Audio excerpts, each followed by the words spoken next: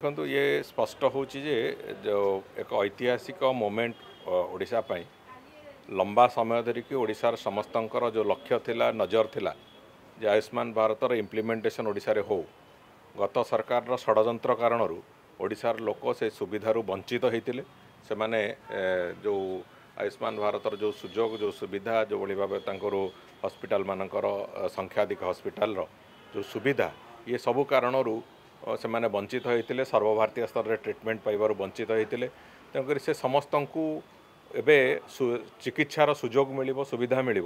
से ओडिशा पई ऐतिहासिक मोमेंट और से ऐतिहासिक मोमेंट को लोकार्पण करने को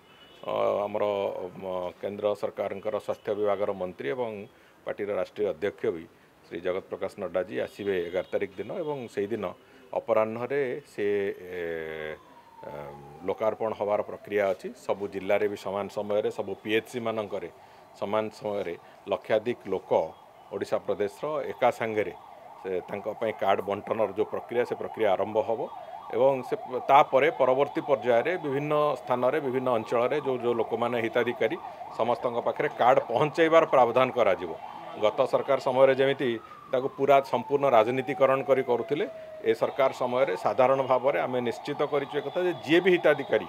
जी भी योग्य हिताधिकारी से जहाँ भी होता जी भी होता ताकू आम योजनार अंतर्भुक्त करा एक निष्पत्ति हो सारी आधार करके चलो